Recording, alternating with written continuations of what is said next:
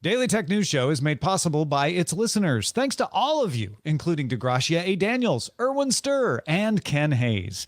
Coming up on DTNS, good news and bad news in the chip industry, but have we hit bottom? Plus, tech to grow better berries and a free music streaming platform that actually helps your local musicians.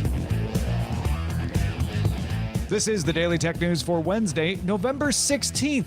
My mom's birthday. Happy birthday, Mom. 2022. In Los Angeles, I'm Tom Merritt. And from Studio Redwood, I'm Sarah Lane.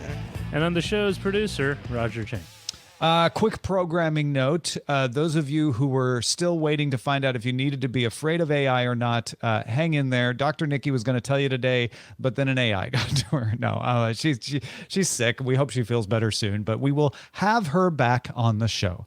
Meanwhile, we have these quick hits for you. Indeed we do. Amazon announced it will lay off 3% of its staff. That's approximately 10,000 workers in its retail, devices, and HR divisions, including people who work on voice services and the Luna game streaming service. The cuts don't affect warehouse workers or anyone working on AWS. Microsoft began rolling out a new Games for Work app for Microsoft Teams. Lets your coworkers and you play Solitaire, Minesweeper, Wordament, Icebreakers, all during meetings. The feature is only available to enterprise customers. With the launch, Microsoft cited a Brigham Young University study, Utah Connection, if Scott was here today, that found playing short video games together made workers 20% more productive than those who participated in more traditional team building activities. I feel vindicated for paying a little less attention in meetings that I should have in the past. You were 20% more productive. Exactly. You should have listened to me, bosses. The Financial Times reports that YouTube will roll out shopping features in Shorts. Starting in 2023, it will roll out an affiliate marketing system to pay a commission to U.S. creators that promote products. It would also allow users in the U.S., in India, in Brazil, in Canada, and in Australia to shop in Shorts videos through embedded links. Sponsor my Shorts, please. Samsung announced apps for Xbox Cloud Gaming, Amazon Luna, GeForce Now, and another system, all coming to 2021 model Samsung TVs next week. The apps and a Samsung Gaming Hub are already available in the 2022 model Samsung TVs. The Samsung Gaming Hub will not be coming to older TVs. So once again, it's Xbox Cloud Gaming, Stadia, and GeForce Now, as well as Utomic. That's the other one. I have an older Samsung TV, so probably time to... but I have a Samsung TV that's like from 2006. It's never getting any of this. It doesn't mine is 2013, also too old. Autonomous vehicle company Waabi announced a product for semi-truck manufacturers, big trucks, to use when assembling big rigs to add autonomous functions. Waabi Driver is plug and play. It's a product that can be integrated at the assembly line to make any semi-autonomous. Waabi Drive software is mostly trained in simulations to save on cost and capture more edge cases than real-world driving encounters. Waabi is led by Uber's former chief scientist Raquel Erdison. Some companies are facing an economic squeeze, particularly AV companies, meaning that cost is a differentiator in a crowded market that includes companies like Waymo, Aurora, Too Simple, Kodiak, and Plus, as well as car companies like Daimler, Volvo, and Navistar. All right, let's talk berries. Let's talk berries. So if you happen to run a farming company and you want to grow plants that have high yields, which you do, you also want your plants to have really good taste, which you would, and require low amounts of fertilizer, pesticide, and labor, this might be interesting to you. Bloomberg has a write-up on a company called Mineral, a project from Alphabet's X-Lab. Mineral has been working with Driscoll's. You may recognize this name if you buy berries across the United States. Love Driscoll's. Even in Canada. Driscoll's is a California company known for its berries, strawberries, blueberries, blackberries. Mineral is testing out unmanned rovers with Driscoll's that basically move like van-sized vehicles up and down crop pros doing what's called phenotyping. So they're basically collecting data that shows which plants are doing well and which aren't. Genotyping tests the genes. Phenotyping looks more at how they're doing. Something currently done by humans walking around with notepads and tape measures. So very labor intensive until you get to the mineral vehicles. Minerals vehicles have all-terrain wheels. Say that 10 times fast. They also have GPS, 6 cameras, and some LiDAR. A human drives it remotely, but there are plans to try to make these autonomous at some point. Mineral is also testing several other vehicle types besides the ones they're using at Driscoll's. They've got some smaller carts for raspberries. They have sensors that can just go on existing tractors. And besides Driscoll's, Mineral is working with a dozen other companies, including China's state-owned Syngenta. Syngenta is using it to help identify weeds so that herbicides can be targeted more efficiently. I don't know, not running a farm myself. First of all, I also love Driscoll's, Tom. Driscoll's blueberries are in my fridge at all times. Yep, me too. Yep. I got Yep. excited when I went home to Illinois and I saw that they had Driscoll's in the Schnucks there. I'm like, oh, I thought I only could get these in California, but you can get them in a lot of places. Yeah, they're everywhere. The idea of having an autonomous vehicle going up and down, crop rows, spraying pesticides, that almost seems like what I would expect this story to be.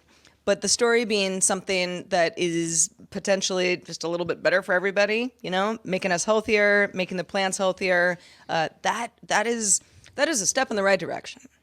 Yeah. So if you read this Bloomberg article, and I recommend you do if you're interested in this, it talks about the labor that it takes for someone to sit there and look at a plant and mark down, okay, this plant has, the leaves are touching the ground. That's not a good sign. And then take all that data, collate it, and decide, okay, well, we need to spray some more herbicide in this area and that area. That is all made extremely efficient by these machines because the machine learning is good enough to be able to just capture all that. They don't get tired the way a human does when they're like, what am I looking at again? You just start to wear out. In the high heat of the summer, Exactly. all sorts of things that happen on farms. So this is going to improve the accuracy, improve the efficiency, just make it faster, which means that you don't have to waste herbicide spreading it in the wrong place. You don't have to waste pesticide spreading it in the wrong place, which means you're not using as much herbicide and pesticide, which is better for the environment.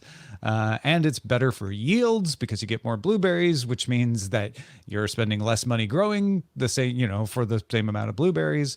I feel like this is all for the win. I guess it's a matter of whether they can make Mineral cost effective on the front end, right? Yeah, Driscoll's is, for anybody who's not familiar, this is a very large company. Probably you'd call it, has the monopoly on raspberries, certainly in California and maybe throughout the U.S. So a company like Driscoll's working with Mineral makes a lot of sense. If you were a smaller, homegrown kind of operation, of which there are many around where I live, which is a little bit more kind of farmer's market, word to mouth type stuff. I'm not sure how soon this would come to a smaller operation. I would love that to be the case, though. And I think, as long as the customer says, hey, maybe costs can come down a little bit because you didn't have to spray herbicides and you just had more intel on how your crops were growing, off the bat. And also the idea that, yes, workers who work for the company could be doing things that lend more to their expertise than just kind of going up and down the assembly line, so to speak. I think this is great. These are the sorts of stories where I go, yes, autonomous tech, let's do it. Yeah. Well, especially because there is a farm labor shortage. So that too. Automating things around the farm is less fraught with worries about throwing workers out of work. You can't get enough workers right now, so you kind of need some automation to fill in that gap. Motherboard's Claire Woodcock has an article up called "Libraries Are Launching Their Own Local Music Streaming Platforms." You might say, what? How is that possibly true? More than a dozen public libraries in the U.S. and also Canada now offer a music streaming service that pays local artists for a non-exclusive license to stream music to their communities. Yeah, this has an interesting history. Developers Preston Austin and Kelly Heiser started the software for the Madison, Wisconsin Public Library to create what they have now, which is called the Yahara Music Library. That was back in 2014. And then they took the work that they did for the Madison Public Library and they created an open source piece of software called MusicCat for music catalog, but also it sounds like a cat. Yeah. Then they used the MusicCat software as the product for a company they started called Rabble. And Rabble administers MusicCat, the open source project. It can be used by libraries as long as they agree to pay artists for including their music. Rabble also works with libraries to help them get started with the project and create the website that users can use and all that kind of stuff. Yeah, you might be wondering, how did this even get started? Rabble released an emergency version of MusicCat for libraries to use for free during the pandemic. You know, people weren't leaving their houses, they needed information, which is getting third-party grants and foundation funding now as well. More people are getting involved. It normally charges libraries for help setting up the software with different rates for libraries serving more than or fewer than 150,000 people. So if you're in a big city, your rate's going to be a little bit different than if you're in a small town, but rates nonetheless. Yeah. So musicians get paid. They get exposure they wouldn't get. Libraries get to offer more content. Rabble has a way to get money. I mean, it seems like a win for everybody. So you may be wondering, like, how does it actually work in practice? Well, each library can set their own rules within the guidelines of what Rabble requires them to do.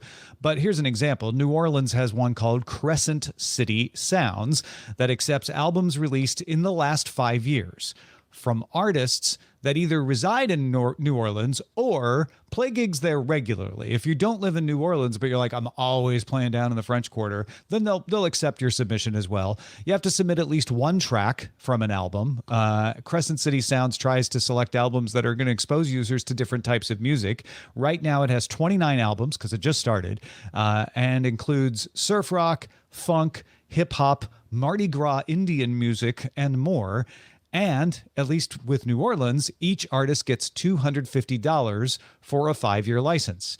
There's other examples too, though. Capital City Records in Edmonton is one. It includes more than 200 local musicians because it's been around a little longer. And it has led to having library-focused music events where the bands actually play, and even some vinyl album pressings, apparently. Yeah, other libraries from MusicCat-based services include Seattle, Salt Lake City, Pittsburgh, Fort Worth, Nashville, Chapel Hill, Appleton, Davenport, Eau Claire, Austin, Minneapolis, and Portland. All in the U.S., obviously. More than 2,000 artists are featured in total across all the MusicCat installations. So, you know, you get enough cities where there's a local music scene, you're going to be exposed to some pretty cool music. Yeah, you're not joking. Like Austin, Portland, like a bunch of these make sense. I'm curious that, you know, we don't see Kansas City on there, but we do see Seattle, Salt Lake City for sure. Like these all have good local music scenes. And I think that's what's cool about this is it's not a replacement for Spotify. This is a way for your library to offer you something. And by the way, I didn't even have to be a patron to go try out some of these musicians. Like it's just available on the website for anybody who can get to the website. So it's exposing them to more than just the patrons of the individual libraries. But it's a way to boost the local musicians who don't have big record contracts, don't have that exposure, and to let you as a patron of that library to get something more out of it and to feel more connected to your community and get some free music that the artists actually get paid for. I think that's the other part that really gets me is like, this isn't just like, well, for exposure, give us your stuff for free, which might be worth it for a lot of musicians. But I know they're not getting paid much, but at least they're getting paid. Yeah, my first reaction was like $250 for a 5-year license. You're not getting much as an artist, but the exposure is often what the artist is looking for anyway. And, you know, just to give big ups to local libraries, I belong to my local Sonoma County Library. I don't actually go into a physical library, although I could, but I don't. But I take advantage of a lot of stuff that is afforded to me as a library member. Magazines, ebooks, stuff that would cost money over on Amazon. And, I might want to buy something, and that would be a different kind of situation. But the library does a lot of good stuff for you. And when it comes to music, like you said, Tom, this is not a Spotify or an Apple Music competitor. There's no way. There's just no way. Not at this point, anyway. But to be able to, I don't know, build a cool playlist of folks that are, maybe your style and maybe not that far away from you. Maybe they're playing down at the pub, on Saturday night, and you can meet some new folks. That sounds great to me. Yeah, I don't know that everyone realizes. I know some of you out there know this, but your local public library probably has, if not just a website, an app that you can use to borrow things. And you don't even have to go to the library to do it. So I'm looking at Hoopla, which the Los Angeles Public Library uses. I can check out Diary of a Wimpy Kid, the ebook, or The Woman in the Library by Sulari Gentile. Like, there's good ebooks that I can check out. There are audiobooks as well. Harry Potter and the Sorcerer's Stone is available in audiobook. There's comics. The Sheets comic, or Big Nate comic, or Wolverine, for instance. I can check out a comic. I can check out movies, Alone Together, The Night Watch, Leap. I can check out TV shows. I don't know any of these TV shows that they're showing me here. London Kills, I've heard of that one. The Rev, Doc Martin. But popular music, you may have heard of Taylor Swift's Midnights. I can check that out and listen to it. Can't keep it, but if I just want to check it out and listen to it, I can get Taylor Swift through the library here. And it costs you nothing. Right. I don't know. Libraries, I was about to say they get a bad rap. They don't get a bad rap. But I think that people just forget that libraries are a great public service. They get an absent rap. They get no rap. An absent rap. They need to get a rap. They need a rap, a good one. But it's pretty easy to join your public library. Well, you might live somewhere where there isn't one nearby, but chances are you do live near a public library, and you should take a gander. I've learned a lot since I did my Live With It on the Remarkable 2 tablet earlier this year. And, a lot of that was kind of like understanding EPUB and, what is available to me and what isn't. And there's some gray areas as far as what you're allowed to, be able to procure. But for the most part, I see no problem with at least, being part of the community. It's not just the fact that it's free. That's great. But the library system is just a good one, and they're great people that work for libraries, and they're doing good work, and it's all for us. So take advantage. I don't know what you meant by gray areas, but I do want to hasten to add that librarians want you to use their apps to check things out, right? Like, it's not like you're sneaking around if you use an app at a library. Like, it's totally above board. There are some third-party apps that were able to get me books that I wouldn't have gotten otherwise. Go with the app that your library authorizes. You'll be totally fine. Exactly. Badfink's mentioning Libby. Quaystar is mentioning Canopy. So and sometimes there's multiples. I think the Los Angeles Public Library does Hoopla and Libby both, if I'm remembering correctly, or maybe it is Canopy. But yeah, just go check with your library website. If you have a thought about something on the show, but you don't know our email address, let me fix that for you. Email us, feedback@dailytechnewsshow.com. We have no fish, but we do have chip news. Good news and bad news out there today. Let's make a sandwich out of it anyway. First, some good news, then a slim bad news filling, finishing with the good news bread at the bottom. NVIDIA began selling the RTX 4080 for $1,199 for those of you who want to spend more than $1,000 on a graphics card, but less than $1,599 that you'd spend on a 4090. So the 4080, it's a good, I hesitate to call it bargain, but less expensive than the 4090 option that's now available. Well, if you're keeping score, meanwhile, Qualcomm announced its new flagship smartphone system on a chip, the Snapdragon 8 Gen 2. On the CPU side, it offers up to 35% better performance with up to 40% more power efficiency. The Adreno GPU is 25% faster with 45% better power efficiency. The SoC also includes Wi-Fi 7 support and the X70 modem with its own AI processor and support for dual-active 5G SIMs. Qualcomm says you should start seeing it in devices by the end of this year. Now, the bad chip news. The chip shortage continues to look like it's becoming a chip glut, which I don't know, maybe that is good news, but it's bad news for Micron. Who you are. Yeah. Micron says it's lowering production of chip wafers for DRAM and NAND flash by 20%. Micron expects supply growth for DRAM to fall next year and only grow in the single digits for NAND flash, which could bring prices down. So come to think of it, it might be good news for consumers that way, but certainly bad news for Micron's bottom line. Well, so back to for sure not bad news. Again, your mileage may vary. Warren Buffett's Berkshire Hathaway disclosed Monday that it invested $4.1 billion into chipmaker TSMC, putting it in Berkshire Hathaway's top 10 holdings and one of its few major tech holdings, along with recent investments in Amazon and HP, and its largest holding, which is Apple. While this is another signal that we may be at the bottom of the chip market, TSMC is headquartered in Taiwan, which has seen rising tensions between the U.S. and China recently. Yes, I was on the TMO Daily Observations podcast talking about the Buffett stuff with Ken Ray, if you want to check that out.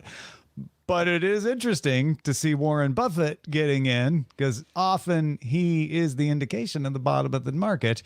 The other thing you mentioned there was Taiwan, which is worrisome for people who are like, well, do I want to go in on TSMC when there might be a war happen in the China Straits? But TSMC is trying to diversify its locations. It's looking at Japan, it's looking at Singapore, it's looking at Europe, and it's building several plants in the United States. In fact, Bloomberg's Mark Gurman reports that Apple CEO Tim Cook told employees the company will begin sourcing chips from a fab under construction in Arizona as early as 2024. Now, Intel's building some plants there. I think Samsung is building a plant there. But they're probably talking about TSMC since TSMC already builds chips for Apple.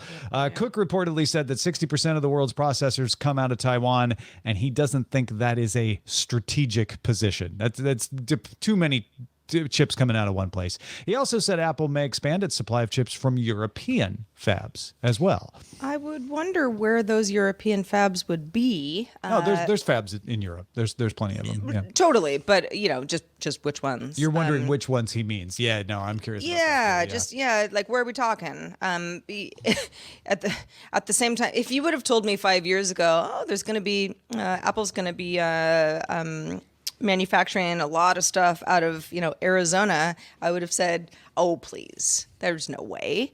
But times have changed, and I think that I think a lot of this news is just further indication that times have changed over the last few years, and companies are, whether they're under duress or we're already thinking about it anyway, are trying to figure out, okay, what are some other options? So we're not so dependent on one particular place, because if something goes down in that particular place, globally, a lot of people suffer, depending on, how many of these chips you want to buy. And that's just sort of simple economics, but it is interesting to see play out on a global scale. It's heartening to me to see they're not just saying, we had a problem getting chips from China, so let's have all of our chips in the United States because we're a U.S. company. That they're saying, you know what, we should keep getting them from Taiwan and keep getting them from China and also get them from India and also get them from the United States and also get them from Europe.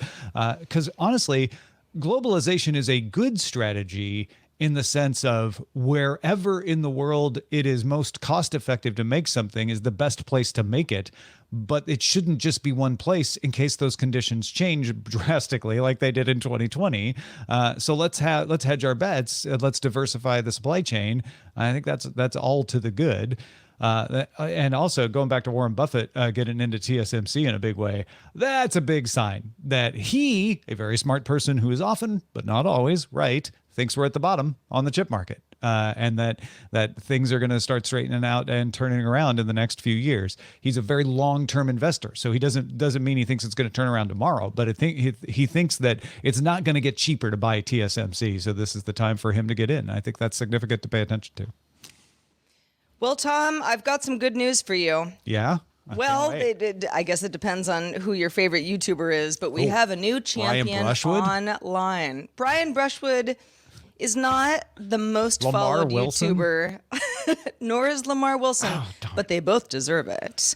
YouTuber MrBeast has eclipsed PewDiePie as the YouTuber with the most subscribers. This is pretty significant because it's the first time it's happened in almost a decade. You might recall that PewDiePie, very popular, became the most subscribed YouTuber back in August of 2013.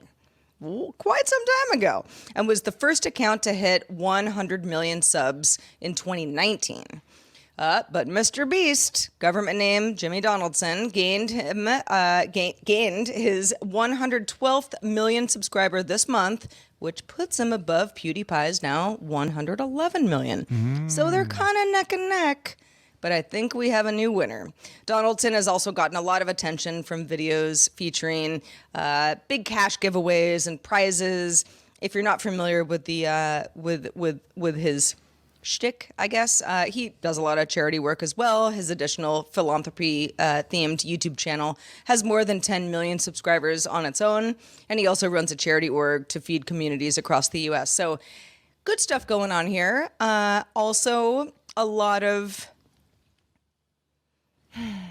how do we say, pomp and circumstance around doing the good things. This is YouTube, after all, right? I mean, you want the most attention possible. If you take PewDiePie, who was all about just getting attention, and add an appearance of conscience, suddenly more people like you, is what this teaches me. It doesn't mean that MrBeast is doing bad things or anything, but yeah, like he's playing the same game as PewDiePie, but he added a positive element. And it's kind of nice to see that the positive element has become the most popular. I agree. Even if it's done to get views, it also does some good. So yeah. I've got a lot of MrBeast friends who are fans, and they just think he's the greatest thing, and other people going, oh gosh, MrBeast. But I think that just also happens when you're that popular, is that people go, oh god, he tries so hard. Totally, yeah. I know of MrBeast. How can you not? I've definitely heard. I have not watched anything by MrBeast. Well, Tom, you might win a car. I should win a car. I deserve to win a car. No, I'm curious. Not counting Lamar and Brian and our friends, do you have a favorite YouTuber? Yeah, that'd be good to know. Do you? Oh, me? Yeah. I thought we were asking feedback at dailytechnewsshow.com. All of you, feedback at dailytechnewsshow.com, but I'm also curious if Sarah has one. Oh, gosh. I don't spend a lot of time on YouTube. But again, our friends, I'm subscribed. I was watching some YouTube long form stuff, but, they've shut down a lot of that. So, yeah, I don't know. I'm going to stick to Plex for now. All right. My favorite. Although you can pull YouTube stuff into Plex too. You want to know my favorite? I do. Carrie Cakes. Does she make cakes? No, she doesn't. That's the best part. She doesn't even make cakes. I don't know if she used to make cakes. I never found out, but she does like travel videos. Oh. And there's like lots of cute dogs and pretty cafes. She goes to the best cafes. She also has a book channel. So there's like the whole bookish aspect of it. Pretty great. Oh, I love it. Yeah, check out Carrie Cakes. All right, let's check out the mailbag. Let's do it. Matthew wrote in response to our conversation recently about various visas that you can get, specifically the digital nomad temporary resident permit that allows a visitor a right to stay in a country and work remotely on a computer to a foreign-based employer or business. These visas typically have a duration of about 12 months. They can be extended, though, for 1 or more years, depending on the country issuing the visa and what you're doing. Matthew says, I'm planning to do this myself in Ecuador. I'm going for a month to check it out before I commit to the lifestyle, but I fully expect to come back to the U.S. in February and then downsize considerably. Ecuador and Colombia are 2 years. Certain Caribbean countries are doing 6 months or more. Thailand offers up to 10 years in some cases. And unsurprisingly, there are whole communities around this lifestyle. Oh, that's so exciting, Matthew. I'm glad to hear from an actual digital nomad. Really sounds exciting. Yeah, trying this out. We heard from Jen Briney when we talked about this, and like I said then, we're trying to schedule her to come on and talk about her tips and tricks because she is full-time digital nomad. Like that's how she lives right now, and it's pretty cool and pretty interesting to watch. So I want her to get. To be able to share some tips and tricks with y'all, if for those of you like Matthew who are into this. Yeah, really cool, Matthew. Thanks for letting us know. Also, special thanks to Ronald Huss. Ronald, you already know this, but you're one of our top lifetime supporters for DTNS, and now everyone else knows it too. Thank you for all the years of support, Ronald. To you, Ronald. To you. You're the boss of bosses. Thank you, Ronald. Patrons, stick around for the extended show Good Day Internet. Just a reminder, you can also catch the show live Monday through Friday. We do it live, 4 p.m. Eastern, 2100 UTC. Put it on your CALs and find out more at dailytechnewsshow.com/live. We will be back doing it all again tomorrow with Justin Robert Young joining us. Talk to you then. This show is part of the Frog Pants Network. Get more at frogpants.com. Diamond Club hopes you have enjoyed this program.